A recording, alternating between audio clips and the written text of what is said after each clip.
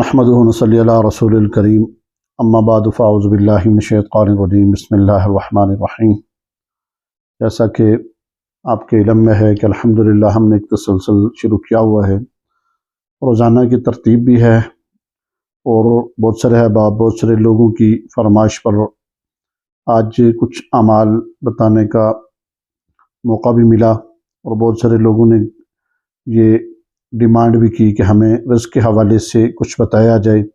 کمرس کے اندر بھی اور میرے پرسنل کے اوپر بھی رابطہ کرتے ہیں، تو آج میرا دل چاہ رہا تھا کہ میں نے کہا کہ انشاءاللہ تعالیٰ ایک عمل، چھوٹا سا عمل آپ کے سامنے رکھوں گا کہ سب سے پہلے تو بنیادی یہ چیز ہے کہ اپنے اعمال کو بہتر کرنے کی کوشش کریں، اپنے آپ کو بہتر کرنے کی کوشش کریں۔ جس وقت اعمال کے اوپر آپ اپنی بہتری کی طرف لے آئیں گے، یہ یاد رکھنا کہ کوئی بھی معاملہ، کوئی بھی پریشانی، کوئی بھی ٹینشن جو ہوتی ہے، مسائل ہوتے ہیں، وہ انسان کے اعمال کے اوپر ہوتا ہے۔ انسان کے اعمال اگر اپنے بہتر ہوں، اچھے ہوں، خوبصورت ہوں، اس میں کمی نہ ہو، تو اللہ تعالیٰ کبھی بھی کسی کا رزق بند نہیں کرتا۔ تو رزق کے حوالے سے بات کرتے مجھے ایک بات یاد آ گئی، ایک بزرگ بات کر رہے تھے، تو میں دیکھ رہا تھا کافی ٹائم سے کہ وہ باتوں میں قرآن کی تلاوت کر رہے تھے۔ وہ وَمَا مِن دَابَّةٍ إِلَّا عَلَى اللَّهِ رِزْقُهَا وَيَعْلَمُ مُسْتَقَرَّهَا وَمُسْتَوْدَعَهَا كُلٌّ فِي كِتَابٍ مُبِينٍ آیت پڑھ رہے تھے۔ اللہ کی قسم میں جب دیکھ رہا تھا تو وہ قرآن پڑھ رہے تھے، مگر قرآن کو غلط پڑھ رہے تھے۔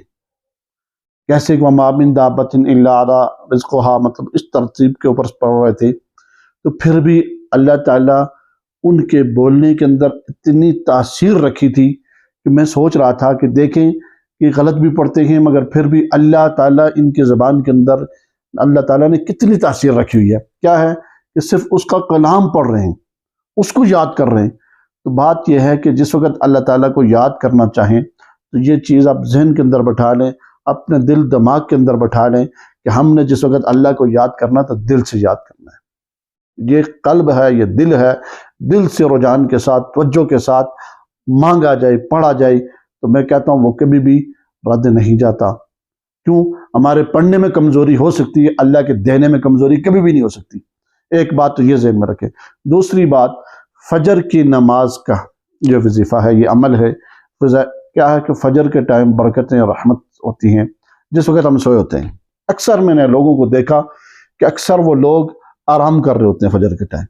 ہمیں رات کو جلدی سو جانا چاہیے، عشاء کی نماز پڑھ کر ہمیں سو جانا چاہیے، اور اس کے بعد تہجد اگر نماز مل جائے تو فبیہا، اگر نہ ملے تو پھر فجر میں اٹھنا چاہیے، فجر میں نماز مسجد میں ادا کرنی چاہیے، باجماعت ادا کرنی چاہیے، اور اس کے بعد پھر ہمیں یہ عمل کر لیں۔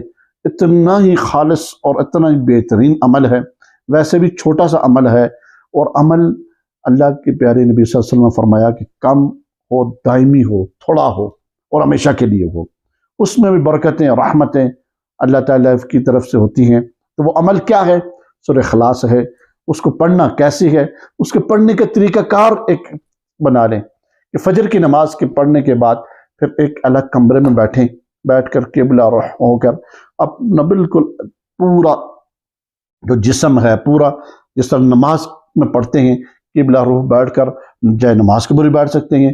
آپ نے صرف درود شریف ایک مرتبہ پڑھنا ہے۔ کتنی دفعہ پڑھنا ہے؟ ایک دفعہ جس وقت آپ درود شریف پڑھ لیں گے، اور پڑھنے کے بعد درود شریف نماز والا، یہ یاد رکھیں، عام نارمل درود شریف نہیں ہے، درود شریف جو پڑھیں گے وہ نماز والا ہے۔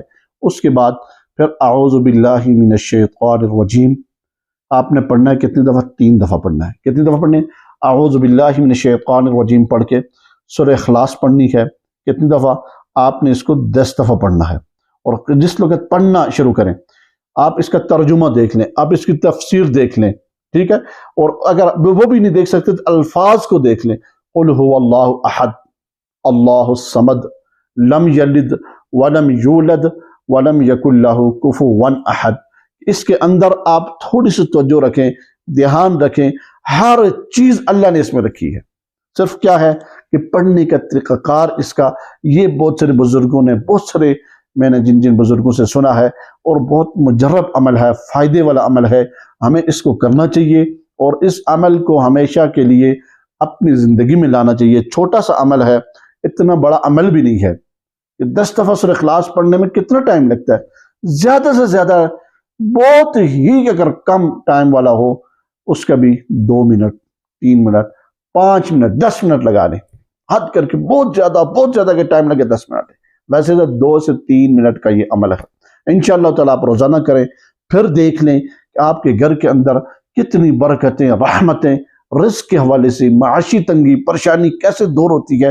اول آخر درود شریف 3 مرتبہ کر لیں یا ایک مرتبہ بھی صحیح ہے، بہتر ہے 1 مرتبہ درود شریف، اور اس کے بعد اعوذ باللہ من الشیطان الرجیم، پھر اس کے بعد قل هو اللہ احد اللہ الصمد لم یلد ولم یولد ولم یکن لہ کفوا کے اوپر جائیں تو آپ نے توجہ اللہ کی طرف رکھنی ہے کہ اللہ تعالیٰ مجھے رزق دے رہا ہے، اور پوری توجہ دھیان کے طرح رکھنا ہے، اور اللہ کی طرف یوں آپ نے نظر اٹھانی ہے، آسمان کی طرف دیکھنا ہے کہ اللہ آپ کو دیکھ رہا ہے، اللہ کو آپ دیکھ رہے ہیں، بس یہ آپ نے کیفیات بنا لینی ہے۔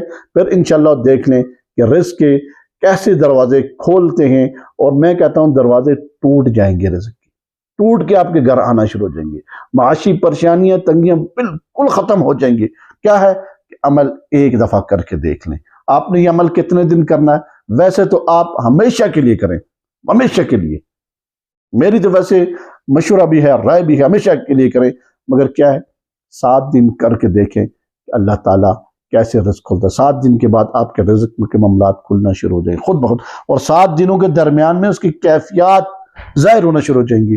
اور جتنے بھی میری ویڈیوز سننے والے لوگ ہیں، جتنے بھی دیکھنے والے ہیں جہاں بھی ہیں، اور میرے چینل کو سبسکرائب، لائک، شیئر اور ضرور کیا کریں۔ اور ایک اعلان آپ کے سامنے رکھتا ہوں، 10 بجے ہمارا ذکر ہوتا ہے الحمدللہ، آن لائن ذکر قلبی کے اوپر، لطائف کے اوپر الحمدللہ، تو اس میں بھی شامل ہو جائیں، بہت فائدہ ہوگا انشاءاللہ تعالیٰ، آپ کو محسوس ہونا شروع ہو جائے گا فائدہ انشاءاللہ تعالیٰ، آپ حاضر ہوں گے آپ کو پتہ چل جائے گا۔